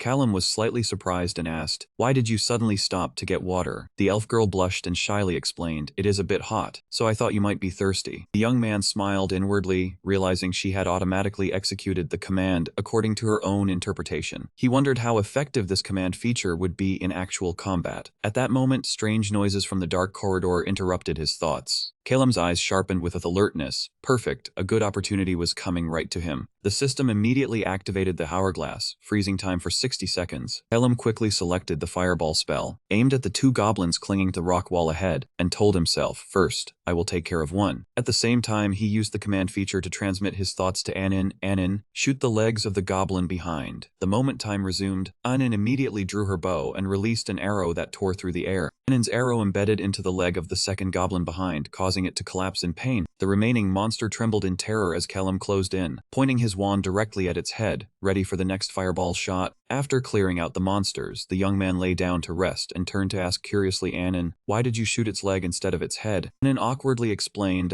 because shooting the leg is easier to hit." Callum nodded, understanding the mechanics of the new skill. When he gave a command during his turn and would automatically execute it according to her own will and judgment. Callum silently assessed that this feature was extremely useful in difficult situations, especially for tasks only a girl could do. The system also displayed a note that commands too difficult or against Anin's nature could not be executed. To test the limits of this skill, the group decided to run a few small experiments. He activated the hourglass and gave a strange command, "Anin, lower your head." When time returned to normal, Anin just stood there staring at him blankly with a question mark over her head. As expected, that nonsensical command had no effect. Not giving up, Callum activated a second turn with an easier command, "Anin, dance any kind of dance," to see how she would react. The moment time resumed, Anin suddenly began hopping into a cheerful and excited little dance right in the middle of the dim corridor. Witnessing that strange sight, Callum froze and stared at her with an uneasy look. Noticing his gaze, Anin stopped with a start, blushed in embarrassment, and bowed her head to apologize. "I'm sorry, I must be going crazy." Callum silently figured out the mechanics of the command, turned around and continued walking, saying, "Let's keep moving." As the two walked between the cold stone walls, Callum told himself he needed to find a way to break this tense atmosphere. He decided to activate the hourglass to freeze time, and during his turn, Callum issued a command, "Anin, before we enter the maze, tell me everything you know about me." The turn ended, time resumed, and Callum casually opened his canteen to take a sip of water. Anin suddenly turned her head and said, "Now that I think about it, I remember overhearing people talk on the slave ship about why you became a slave. It was for murder, right?" Hearing the word murder, Callum jolted and spat out a spray of water. Anin asked worriedly, "Are you okay?" He coughed a few times, then quickly wiped his mouth and replied, "Ahem, I'm fine. So what else?" Anin continued to confide. At first I thought you were a terrifying person, but I believe you have your own reasons, Kellam. Looking at the elven girl's trusting expression, Kellam could only give an awkward smile and answer, yeah, that's right. It was a disaster from the very start. He said that I killed a comrade from the Fox clan. Anin tilted her head in confusion and asked, Fox clan? Kellam immediately explained that according to the game's storyline, the Fox clan was highly intelligent, possessed powerful magic, and often used their seductive looks to charm others. Just hearing that, Anin suddenly flared up with jealousy. She clenched her fists, widened her eyes, and shouted, that woman must have committed a crime worthy of death. The Kellam I know would never do such a thing without a justifiable reason. Her blind defense made Kellam sweat, thinking to himself, what a fanatical reaction, sorry Anin. The two continued deeper into the darkness of the dungeon. He let out a soft sigh and continued. Back then, in the maze city of the Far East, I used to be a maze explorer. As she walked, Anin shared with Kellam the rule of the Magic Academy, that they always placed an experienced person in each group of 4 slaves. She felt incredibly fortunate to have Kellam by her side. Hearing that, he silently realized that the original body he possessed before his soul took over was the one who carried that leader role. As they walked, Anin suddenly cried out in surprise. When she spotted another exit room right ahead, Kellam couldn't help but feel suspicious. Finding a second exit this easily only made him more uneasy. Approaching the gate, Anin frantically called out to Kellam when she noticed a figure lying motionless against the stone wall. That delicate yet pale face was none other than Avison. Kellam stared in astonishment at the gentle glow enveloping Avison's body. He recognized it as the expensive soul-preserving magic of the nobility, which made the dead appear as if they were merely sleeping. He told himself this was the first time he had ever seen such a luxury service that a slave wouldn't even dare to dream of. He silently calculated that if he could bring Avison's body back to his family, he would surely receive a handsome reward. However, his eyes quickly narrowed when he noticed that one of Avison's legs had completely disappeared. He immediately asked Anin if she could smell any rotten flesh nearby. Anin's pointed ears twitched sharply, and she grimaced, confirming there was an extremely foul odor around them. When Kellam then asked about the sound of flapping wings, Anin shyly shook her head, saying she heard nothing. Kellam instantly noticed something was wrong. If Avison was truly killed by the Black Hornet as Zikon's group claimed, that brutal scent-hunting monster would never have left while such a tasty meal was still right here. He decided to head toward the source of the stench to check the situation. Even though Anin nervously warned that the path ahead was a dead end, Kellam insisted on leading the way. Looking down at the empty room below, he pointed and said, it's right here. What greeted the two's eyes was a giant black hornet larva cocoon that was pulsing and emitting an eerie blue light. He was shocked to realize that the true culprit here was just a larva. He was extremely puzzled as to why the adult hornet had disappeared, leaving only this young one behind. If another adventurer group had killed it, there would have to be traces of a fierce battle around. Yet, the room was completely silent and intact. The strange appearance of this larva made Kellam suspicious of the real dangers lurking in the shadows, unless it had encountered something even more powerful, because there was no way the strongest boss of floor 1 of the maze would just leave on its own like that. Kellam suddenly flinched, his red eyes narrowing as a terrible thought crossed his mind. Wait, could it be? He quickly turned to ask Anin if there were any adventurers reported missing on floor 1 recently. Anin hesitated as she recalled, saying she wasn't an adventurer herself, so she wasn't too sure, but she had heard vague rumors about a thief nicknamed the Sneak who had disappeared. Hearing the name the Sneak, Kellam couldn't help but be suspicious. Anin explained further that apparently he had single-handedly taken down the Black Hornet after his entire party had been wiped out. Seeing Kellam suddenly go quiet, Anin curiously asked why he was asking about that all of a sudden. At this point, cold sweat was already trickling down Kellam's forehead. He silently tried to steady himself because for a mage like him, assassins or thieves were the worst possible matchups. Anin moved closer in concern to ask about the situation, and Kellam asked her seriously if she had ever heard of the concept of a possessed adventurer. Seeing the elven girl shake her head blankly, saying she had never heard of it, he explained that this was an extremely rare phenomenon in the maze. Based on his knowledge from hundreds of game runs, he knew that this type of entity had appeared only once before as the final boss of floor 1. It was a state in which an adventurer's soul was completely taken over by the master of the maze, turning them into its servant. These beings were afflicted with a condition called madness. The terrifying part was that they retained all their skills and magic from when they were alive, but with far greater power, making them a nightmare to deal with. He sighed, thinking to himself that was why the two had found the exit so easily. It turned out that the real boss had been replaced by something even more horrifying. This annoyance made him involuntarily let out a complaint. Hearing that, Anin was so frightened she began to cry. She trembled and asked if the two of them were truly done for. Seeing the tears rolling down the elven girl's cheeks, Kellam jolted and blamed himself for having misspoken spoken and alarming his companion. He quickly regained his composure, reassuring Anin that even though the situation was a bit tricky, they would definitely get through it. Seeing Anin timidly ask again for confirmation, he gave a confident smile and firmly raised his wand, declaring, "Of course, you've got me after all." At a bustling tavern in the village, the dwarf Vertanen was enthusiastically recounting the recent battle to the tavern owner. However, the tavern owner only burst out laughing, saying that he was talking nonsense. How could there possibly exist a mage who had both the ability to cast super speedy incantations and didn't even need to chant spells? Just possessing one of those talents alone was already a rarity once in 100 years. Seeing the other man's disbelief, Vertanen clicked his tongue in displeasure. The owner simply laughed it off, poured a mug of foamy beer, and slammed it down in front of Vertanen to toast his safe return. Vertanen blinked in confusion, saying he hadn't ordered this. The tavern owner teased, asking if Vertanen had just used a non-verbal spell to summon the beer, and urged him to drink up and empty his glass to celebrate coming back. Vertanen could only sigh, then picked up his glass of wine and drained it in one gulp. The innkeeper asked about Zikan's situation. Vertanen remarked that he still lacked practical combat experience but made up for it with fairly stable skills. The innkeeper proudly asserted that the person he recommended was a promising prospect, and if he accumulated more experience, Zikan could become a second Shadow Striker. Vertanen laughed and said the innkeeper was joking too boldly. The Shadow Striker was a legend on the first floor, capable of handling 2 roles on the second floor. Zikan was not yet comparable. The innkeeper sighed regretfully that such a legend was taken down by the Labyrinth Master. He secretly thought a tragedy would occur if he were turned into a boss. At that moment, the tavern door was suddenly pushed open forcefully, accompanied by a loud call searching for the tavern owner. An elegant noble lady along with a dignified silver-haired young lord stepped inside. She frantically asked about the fate of her son Avison. Vertanen stood up, apologetically confirming that Avison had met with misfortune when he went ahead on his own and was captured by a black wasp. The bad news left the lady stunned. She sobbed and then collapsed, believing that the adventurer group had not protected her son well. Seeing his mother so grief-stricken, the young Lord Clarence quickly supported her and reassured her that Avison's soul might still be preserved. Clarence advised his mother to calm down and listen to what Vertanen had to say next. He asserted that Avison's death was no one's fault, but the Burton family certainly would not let this matter end foolishly. Clarence's gaze emitted a powerful blue light when he asked about the plan to rescue Avison. Vertanen stated that the soul preservation artifact could last a week, resurrection was not a problem, and they planned to depart within the next 2 or 3 days. Clarence was concerned about how they would determine Avison's location in such a short time. Vertanen pulled out Avison's ID card and said they would use it to cast a lost item tracking spell to follow the trail. Clarence asked in surprise how they found the card. Vertanen revealed that a genius mage had found it for them. The innkeeper cut in mockingly, saying that was a slave mage with the ability to cast without incantations and super speed, which angered Vertanen into shouting loudly. Clarence coldly cut off the argument, inwardly astonished that a high-level talent was merely a slave. The lady hoped that Mage would bring her son back. Clarence grew impatient hearing that the slave group consisted of only 2 people. He resolutely turned and walked away. His mother quickly called after him, promising a generous reward. At that moment, a fierce-looking man suddenly appeared from the side. He smugly suggested that his group on the 3rd floor would take the mission for a high price, not forgetting to mock Vertanen. That arrogant attitude immediately provoked Clarence. He turned back with murderous eyes. He coldly ordered him to be silent. Clarence sternly reminded his mother that using money to solve things would only attract useless and worthless people. Faced with his mother's worry and helplessness, Clarence boldly declared he would personally accompany Vertanen into the dungeon. This decision made Vertanen extremely overjoyed, and he welcomed the company of such a powerful 5th floor mage. Clarence looked ahead with a firm gaze, asserting that he himself would bring his brother back, while secretly expressing special interest in the genius mage. Inside the dungeon, looking at the young venom spider squirming by the fire, Callum said in a serious tone to Anin, "This isn't looking good, let's leave." Anin asked back in confusion, "Huh? Leave what?" Callum explained that waiting for the dwarven group to return was impossible. If they kept delaying, the young spider would starve to death within the next 2 days. Its scent was helping them ward off surrounding monsters, but once the scent faded, they would swarm in droves. They had to move immediately. This young spider was extremely valuable. He analyzed that if the Shadow Striker was hiding in the escape room, a 1st floor group had no chance of getting past him. Passively waiting was not wise. The best approach was to actively take him down. He knew full well the challenge was very difficult, but they were not lacking in firepower to fight. Seeing Callum deep in thought, Anin worriedly asked if they could defeat the Shadow Striker. In response to her, he lightly curled his lips into a confident smile. "We can, but it will be very difficult." Hearing his answer, Anin immediately stood up and decisively declared, "Whatever you say, I'll do it." He flashed an extremely sly smile and declared, "Alright, then we'll have to use a rather brutal tactic. Be mentally prepared." Right after a massive fire explosion erupted violently, scorching an entire corner of the dark stone corridor. The terrifying heat and loud blast startled the nearby goblins in panic. Before they could understand what happened, they were struck directly by powerful lightning bolts and magic. Standing in the middle of the dark corridor with 2 glowing wands in his hands, Calum declared clearly, "From now on we will have hell training, hunting goblins like this." Looking at Calum's dark smile and glowing red eyes up close, Anin could only tremble and cry in fear, stuttering to ask what. The hell training officially began. Callum and Anin coordinated flawlessly, together sweeping through every nook and cranny of the dungeon. Callum continuously swung his wand, unleashing fierce waves of fire to burn the goblins, then quickly switched to lightning magic to shock enemies. Behind him, Anin also kept drawing her bow and releasing precise arrows for ranged support. The two constantly moved along the dark stone walls, eliminating all monsters in their path with relentless wave after wave of attacks. Callum analyzed that level 5 was the cap for the first floor of the Phantom Maze. After defeating the Venom Spider, their levels had reached just over level 4. He calculated that if they trained diligently for 2 days, reaching level 5 was entirely feasible. This milestone was extremely important to unlock new skills. After each battle, Callum used his foot to push aside the low-quality magic stones, only collecting the most valuable ones and discarding the rest. Her next target was hunting goblin priests to search for the most useful magic scroll. Even though Anin was exhausted and panting, she still obediently persisted. Callum quickly chased after and shouted for Anin not to lose sight. After a long day of intense hunting, the two stopped and set up a tent by a warm crackling fire to rest. Callum sat on a wooden crate, holding the magic scroll they had harvested, and told himself they were ready for the decisive battle. Anin lay sprawled on the ground in exhaustion, her eyes glazed as she murmured that the breathing of the young venom spider had weakened considerably. Callum said it would certainly die by tomorrow. He suddenly came up with the idea of using it as food for Avazan to maintain his soul preservation state. This extreme idea made Anin turn pale and worryingly remind him that causing damage was a serious crime. Callum softly apologized for the dire situation, then continued busily preparing food by the fire, breathing a sigh of relief that they had gathered everything necessary. Anin curiously approached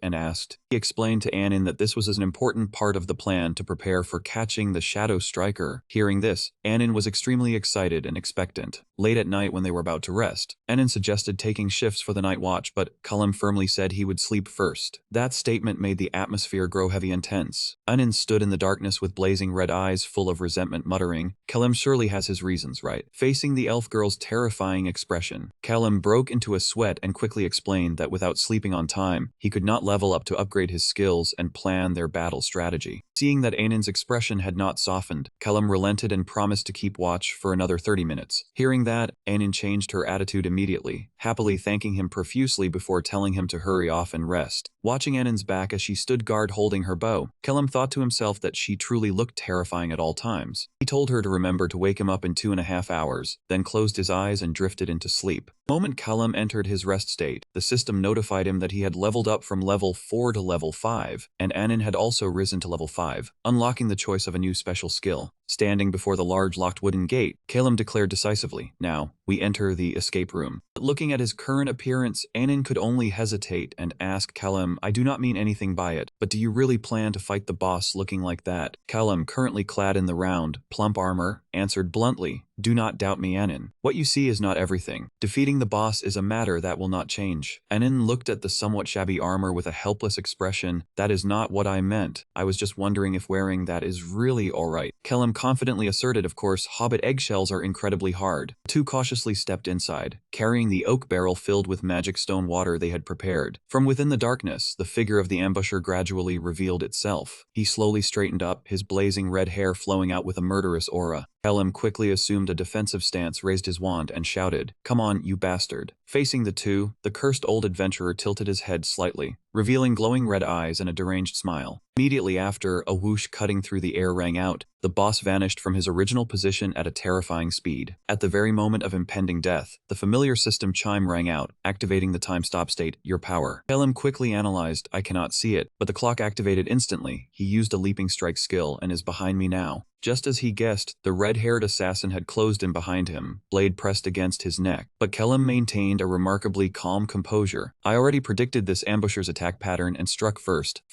unleashing 4 electric shocks." Utilizing the command feature, he immediately relayed his thoughts to Anin, shouting, "Anin, the moment he gets electrocuted and falls, splash water on him." Just as he set the command, the system displayed a notification, "Action points depleted, turn ended." The hourglass began its 60-second cooldown. A powerful surge of electricity from the skill shot straight into the red-haired boss. It paralyzed him, causing him to groan in pain. Immediately, Anin coordinated with perfect synchronicity. She lifted the oak barrel and dumped the massive amount of water directly onto the boss. The opponent was soaked through, looking no different from a drowned rat. Kalim immediately pointed his wand with confidence. "Now you are soaked, ambusher," and decisively cast his ice magic, Ice Marsh. However, the red-haired assassin reacted extremely quickly, transforming into a sinister shadow and using a movement skill to dart away and dodge the attack. Kalim immediately recognized the opponent's move. He used Leaping Shadow. Kalim quickly analyzed he has used all his movement skills now. This is the moment before the cooldown. He immediately used magic to lift the oak barrel filled with magic stone water, then shouted a command, "Anin, shoot it." Anin swiftly drew her bow, aimed straight at the barrel hovering in midair, and released a precise arrow.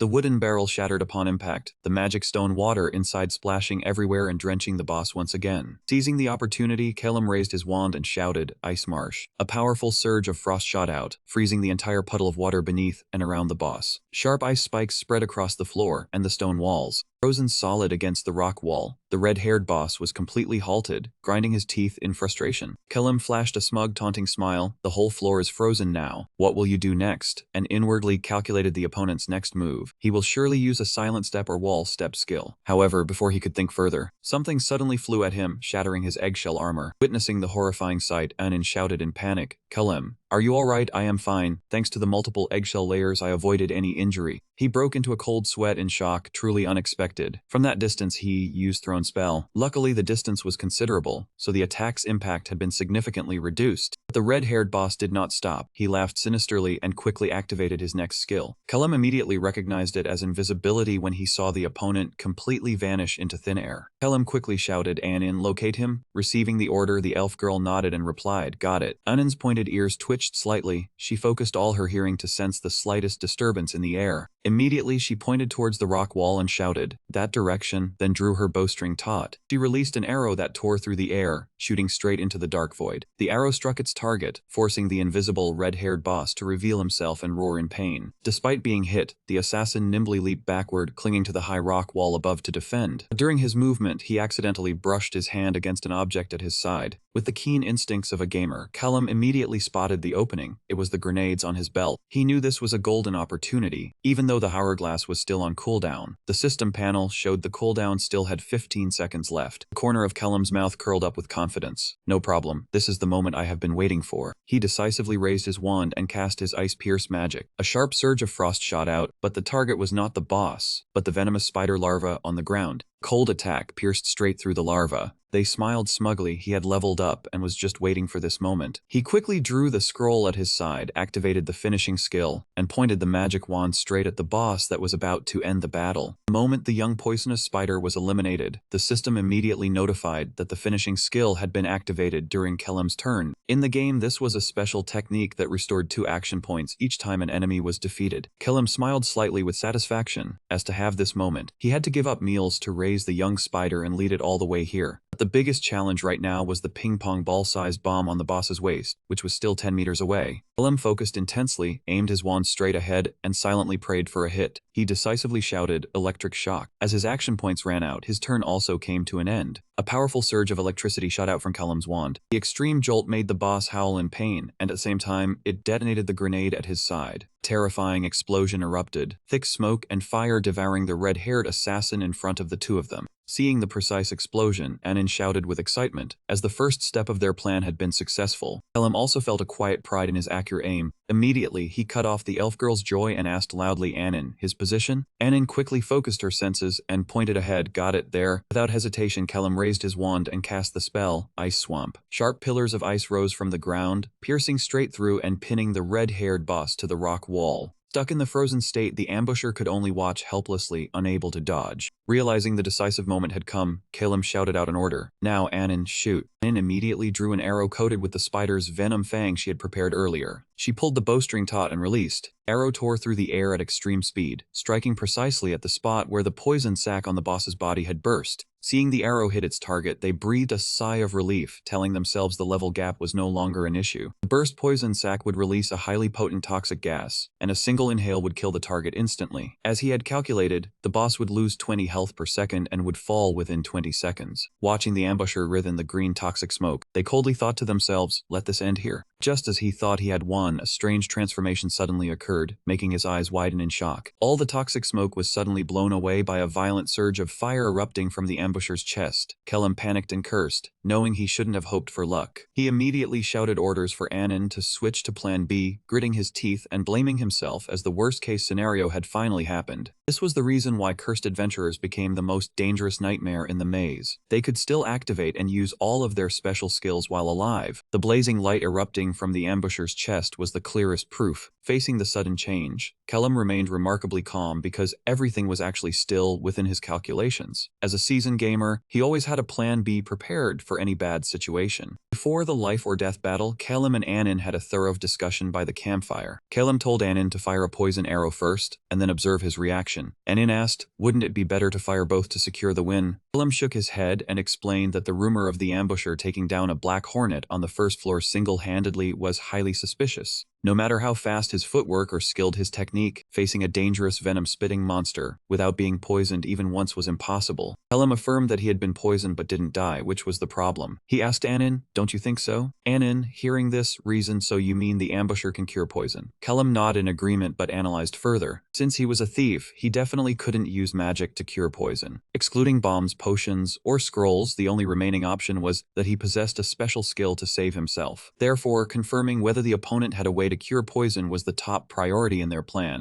Hearing this, Anin trembled in fear and asked if he could cure poison. Did that mean they were doomed too? In response to her worry, Kellum only gave a confident smirk and casually replied no. If that's the case, then we switch to Plan B. Back to the intense battle, the ambusher, after blasting out of the smoke, immediately activated his special skill named Adrenaline Burst. This formidable skill instantly restored 50 health and reset the cooldown of one of his level 1 skills. It also completely removed all negative status effects, including the spider's poison. The red-haired assassin swung his dagger, leaping into the air, preparing to unleash a devastating counterattack aimed directly at the two of them. When the ambusher activated his movement skill to close in at terrifying speed, Kellum realized the dire situation. He panicked as his skill cooldown still had a full 3 seconds left. Seeing the enemy charge, Anin hurriedly drew her bow and shouted, asking if she could shoot yet. But Kellum immediately yelled out to stop her. No, not yet. He understood that with the movement skill active, the thief would easily dodge her arrow. To execute Plan B, Kellum quickly jumped back to create distance from Anin. The moment he landed, he decisively pointed his wand forward and shouted, "Electric shock." However, the ambusher was too quick. He easily sidestepped the electric current, then closed in on Kellum in an instant. He brutally shoved Kellum down onto the ice and knocked the wand from his hand, sending it flying far away. Kellum could only let out a pain cry as he was completely subdued by his opponent. Pinning Kellum to the ground, the red-haired thief grinned maniacally, raising his cold, sharp dagger for a fatal strike. He used all his remaining strength to shout for his teammate Anin. Immediately from the rock wall side, Anin released an arrow that tore through the air, flying straight at the thief to break the hold, forcing the ambusher to be distracted and fall back. They temporarily escaped the deadlock. In the distance, Anin shouted his name in worry. Clutching the bleeding wound on his chest, he winced and told himself, it really hurts. He had to use the potion he just took from the dwarves. However, the moment he brought the red potion to his lips, hand quick as a flash snatched it away. The sneaky thief with a greedy nature had already stolen the potion and drained it in one gulp. Kellum could only shake his head in exasperation. Even at a time like this, that man's thieving habits remained unchanged. After drinking the health potion, the thief sneered and tossed the empty bottle to the ground. He swung his dagger and charged straight at Kellum, determined to finish him off once more. Just as he was hanging by a thread, the system bell rang, activating a time-stop state. It was his turn. He smirked with satisfaction, thinking, too late, you damned bastard, you moved exactly as I planned. He leisurely stood before the frozen thief, muttering proudly, this is Plan B that I prepared in advance. He had carefully calculated that the thief would survive thanks to the health potion he had just stolen. This way, Anin could unleash her full power without fear of him dying too quickly. As for himself, he drank another health potion to stay alive, then coldly declared, you cannot kill me with just that dagger. He then used action points to activate a defensive magic scroll. Finally, he gave the order to the elf girl Anin. It is time, shoot this tenacious bastard. Along with a sarcastic farewell, goodbye, you traitor, the turn ends, time resumes. The thief's dagger slammed down toward Kellum's chest, but was instantly blocked by a flash of blue light and a piercing metallic clang. Seeing the thief's bewildered expression, he scoffed, that is magic armor, you fool, do you not know about this? Thanks to the special scroll that could nullify up to 5 physical attacks under 100 damage, Kellum was completely immune to the strike. He immediately lunged forward, tightly grabbing the thief to lock onto the target, then shouted Anin, now. The moment Kellum locked the target and gave the signal, Anin released her hand without hesitation. The arrow sliced through the air, striking squarely into the ambusher's chest. Kellum smiled triumphantly. How would you like a second poisoned arrow? The strong toxin took effect instantly, making the assassin's face twist as veins bulged from the pain. Kellum roared. The real battle had only just begun. The explosion of the toxin made the ambusher howl in agony. He hastily drank a health potion to stay alive. However, the ambusher struggled to his feet and crazily charged forward, trying to strangle Kellum. This bastard's endurance amazed him. He still swung his dagger, determined to land a fatal blow. But the moment the blade was about to fall, he suddenly froze. Strength in his hand vanished, and the dagger slipped from his grip to the ground. The assassin's eyes widened before he collapsed onto the cold ground. Kellum breathed a sigh of relief. Finally dead, you bastard. But immediately after, he too collapsed from exhaustion. Anin sobbed as she rushed over. Kui, please don't die. He whispered, calling for Anin. Heal me, the elf girl cried while holding him. We won, so we have to get out together. She hastily poured a health potion into his mouth. Even though he drank it, the pain from the toxin still tormented Kellum severely. He knew that if he didn't calculate accurately, even after drinking all these potions, he could still die from the poison. Anin cried and pleaded, you can't die, please drink this too. With no other choice, Kellum reluctantly drank again. He struggled to sit up and sighed, phew, I think I'm alive now. He turned to the girl with a praising smile. That last shot was spot on, Anin. Anin was still sniffing worriedly, explaining, actually the terrain blocked my view, so I was so nervous, I didn't know if I could hit him. Kellum smiled proudly. He knew that when shooting from a low position, the accuracy of long-range attacks would drop sharply, and the ambusher had calculated that to dodge. However, everything was within his calculations. He had chosen a special level 5 skill for Anin called Precision Bombardment, which allowed the long-range attack to ignore all obstacles and fly straight to the target after locking onto the enemy's position. I believed Anin would hit. Great shot. Anin was moved to tears, sobbing, hoo-hoo, really, I'm so touched. He decisively stood up. Alright, there are a few things we need to do before we go. Anin asked blankly,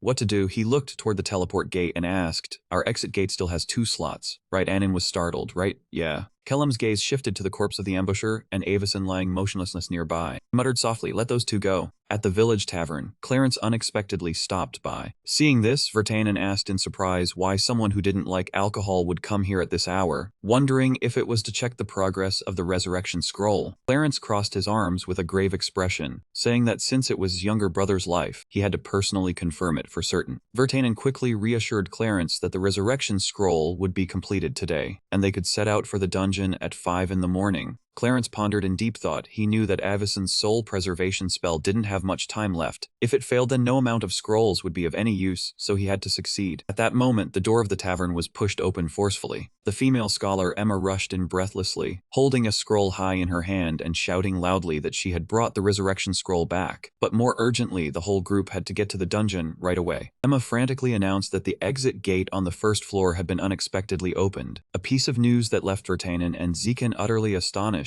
Zekan shouted in disbelief. As for Clarence, he narrowed his eyes in doubt and asked again whether she was certain it was the first floor gate. Receiving Emma's confirmation, Zekan immediately rushed outside, urging everyone to go check at once, running while jokingly teasing that if the one stepping out was the rookie Callum, then the stingy dwarf would be wailing in regret over the huge sum of money paid. Meanwhile, in the underground control room of the Dungeon Alliance, a female staff member wearing glasses was warily keeping watch in front of the blue magical teleportation gate spinning around. She yawned tiredly. She wondered why no one had walked out yet and kept grumbling about ridiculous rumors like mages not needing to chant or casting at super speed. Just as she was slumping down to complain about this boring job, the loud shouts of Clarence's group echoed from afar, asking if anyone had come out yet. Recognizing Clarence, the professor gently replied, "Ah, Clarence, I've heard the news. You've come to see if Avison can come out, haven't you?" Clarence nodded gravely, admitting he didn't dare hope for too much. At that very moment, a loud explosion resounded with a shockwave. The professor hurriedly shouted in panic that something was coming out of the gate. To reassure Clarence, the professor softly said, "I hope things are all right with your brother. Don't worry too much. At least let's see who it is." What came into her view was a terrifying, rotting face. She trembled in horror. What is this? That rotting face? Immediately, a corpse fell from the teleportation gate with a thud to the ground. Seeing the state of the body, a group of adventurers Zekan, King Tannen, and Emma were completely frozen in shock. As for Clarence, he rushed over quickly, calling out in anguish to his younger brother Avison. Not stopping there, the teleportation gate continued to spin and threw out another second corpse. Walking closer to inspect, the priestess Emma and the beastman opened their eyes wide in astonishment simultaneously, trembling in recognition. That man was the ambusher. Witnessing this bizarre scene, the gatekeeper professor was completely bewildered. She broke out in a cold sweat wondering, half of the people stepping through the gate are corpses. What in the world is going on here? Looking at the cold corpse of the ambusher lying on the ground, Clarence couldn't help but be stunned. He broke out in a cold sweat, and a crazy theory popped into his head. Don't tell me those two managed to defeat the ambusher. Clarence suddenly recalled the rumors about the slave mage accompanying Anin, the one said to possess two extremely rare talents, casting spells at super speed without chanting. He remembered the dwarf Zikon once shouting his claims. Clarence stood dumbfounded, wondering if that could truly be the truth. At this moment, the radiant golden light from the teleportation gate flared up violently once again, causing the dwarf Zikon to shout joyfully towards the gate. Calum, is that you? A footstep emerged from the golden light of teleportation gate. Anin was the first to return safely. She smiled and greeted everyone. Sorry, I'm Anin, but Kellum will be out soon. Her appearance filled the adventurer group with immense excitement. Emma cheered joyfully. Vertanen enthusiastically welcomed the rookie, and the dwarf Zikon proudly asserted his unwavering confidence in both their abilities. Seeing everyone cheering, Anin could only force a smile and think to herself that Kellum was actually the one who handled everything. The gatekeeper professor was utterly astonished and stammered, asking Anin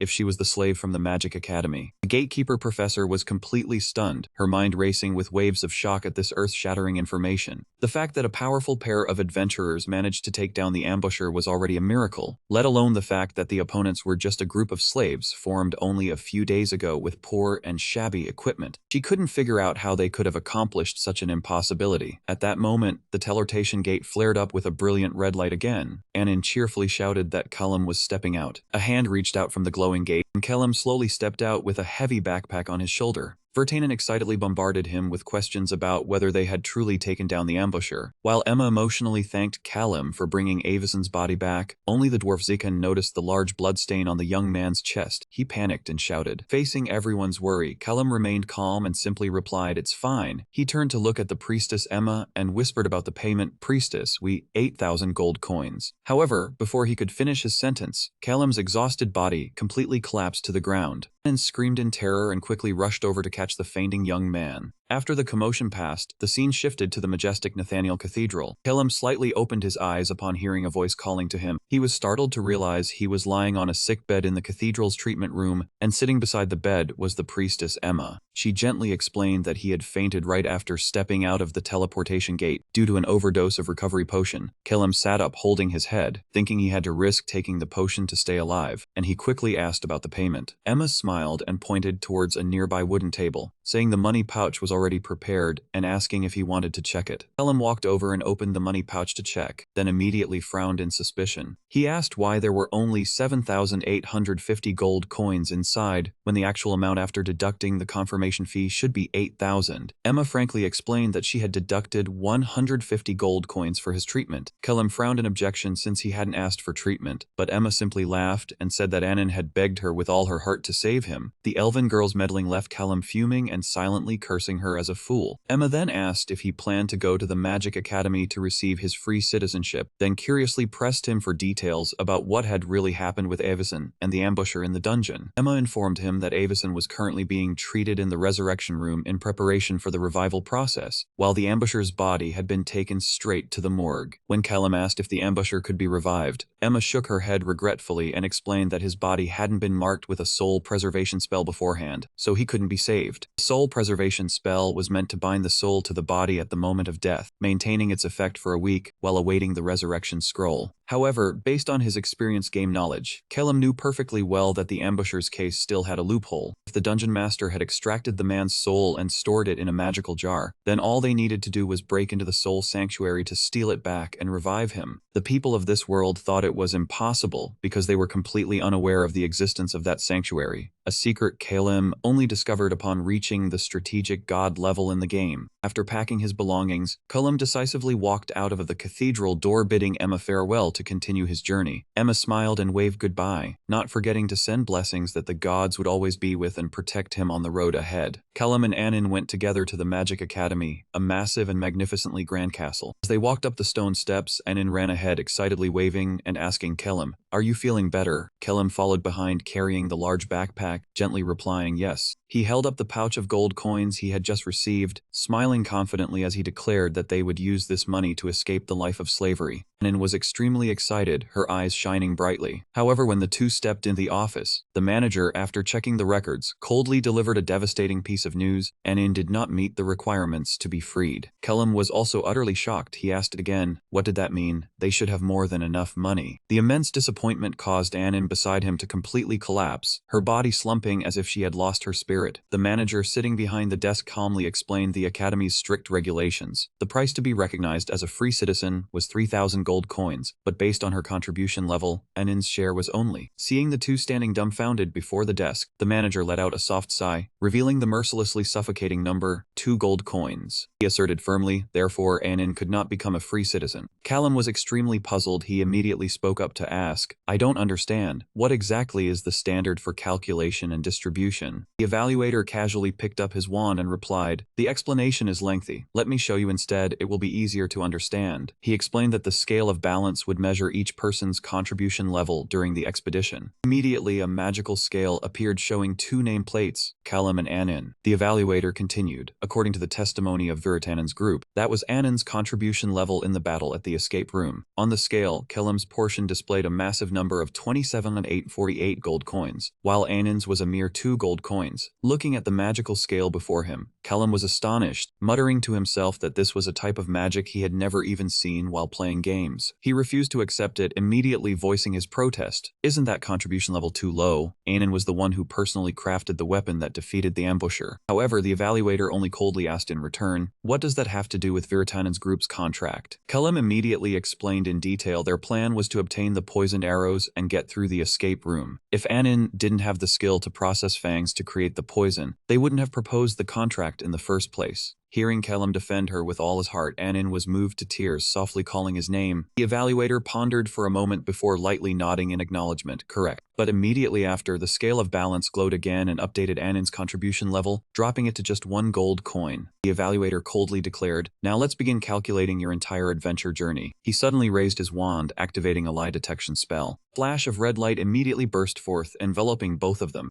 The system displayed this as a spell that amplifies the body's involuntary reactions when lying. The evaluator scratched his head and explained, this is a standard procedure when evaluating a slave's contributions. Please understand. You may feel a slight tingling sensation. Now, place your bags on the table and honestly recount your journey from beginning to end. The two had no choice but to step forward to the large work desk. The evaluator said sternly, I will begin the report now. Callum decisively placed the large backpack full of items on the table, silently praying with determination, please Annin, this time let her escape the life of slavery. The total money earned from selling magic stones and equipment collected from the ambusher amounted to 14,600 gold coins. This was a massive sum, equivalent to the wealth a group of 4 professional adventurers would earn conquering the first floor of the dungeon. However, the big problem lay in Annin's share of the distribution. The magical scale fluctuated before stopping at the figure of 20% for the elf girl. Specifically, Callum received 19,528 gold coins while Annin was only allocated 2,925 gold coins. The evaluator coldly declared, even though he had tried to raise her contribution level to the maximum, Annin's total still couldn't reach the minimum of 3,000 gold coins needed for manumission. Callum gritted his teeth in helplessness, realizing that despite his careful calculations, he was still a little short of helping his comrade gain freedom. Annin stared in shock at the figure of 2,925 gold coins displayed. She completely broke down and lowered her head in silence. Seeing this, the evaluator gently asked if she felt disappointed. He scratched his head and explained that on average, a slave could only earn a maximum of 500 gold coins in the dungeon, and that was in the case they were lucky enough to survive the mortality rate of up to 90%. The evaluator looked at Annin with sharp eyes, harshly asserting that her being alive until now and having such a large income was definitely not because she was skilled. It was all simply because she was lucky enough to cling to Callum and try to keep up with his level. The evaluator continued to point out that in reality, all Annin had done throughout the journey was fire 2 poison arrows under instruction. Her role was completely insignificant and anyone could easily replace her as long as they followed Callum's orders. He slammed his hand on the table, activating the lie detection spell, which emitted a pressure-filled red light. He pressed on, asking if she wanted to contest this distribution ratio and ordered her to answer immediately. Under the suffocating pressure, Annin could only lower her head and accept this cruel decision. Witnessing that injustice, Calum, standing beside her, trembled and indignantly spoke up, questioning the evaluator whether it was necessary to say such hurtful words. The evaluator, Jacob, looked at him with a cold, sharp gaze and warned Calum, "If you're thinking of helping her, don't forget that sending guilty slaves in the dungeon is their punishment." Jacob continued to ask Calum, "Do you intend to use your gold coins to purchase free citizenship?" Looking at the stat panel displaying their money, only had 2,925 gold coins, while Calum possessed a total of 19,928 gold coins. Anin lowered her head in self-pity, clutching her small money pouch tightly. Calum answered without hesitation, "Yes." Immediately, Jacob used his wand to activate a spell, releasing a bolt of blue lightning. The system instantly deducted 3,000 gold coins from Calum's account. The shackle around Calum's neck shattered in a gentle blue glow, officially freeing him from slavery. Jacob offered his congratulations, telling him he was now a free citizen and that the evaluation was concluded. The large wooden door opened and Calum and Anin walked out together, but just as they stepped out, a guard's cold voice rang out, "The slave will be escorted back to the prison." Before she could react, Anin was roughly grabbed by the shoulder from behind by a guard. The guard pulled Anin away and casually said, "She's good with a bow. She'll fetch a good price at the Adventurers Guild." Being led away, Anin painfully turned her head back and cried out, "Calum." Calum watched her retreating figure with his crimson eyes burning with determination, silently vowing to find her there later. Just as he was about to leave, Jacob called him back. "More importantly, I have a question. Have you ever considered enrolling in the Academy of Magic?" Calum turned around in surprise. "The Academy of Magic." Jacob smiled benevolently, opening his arms in invitation. "We cannot afford to lose a mage who can cast without incantations and at super speed. If you enroll, we will support you wholeheartedly in every aspect." Seeing Jacob's eager attitude, he silently analyzed,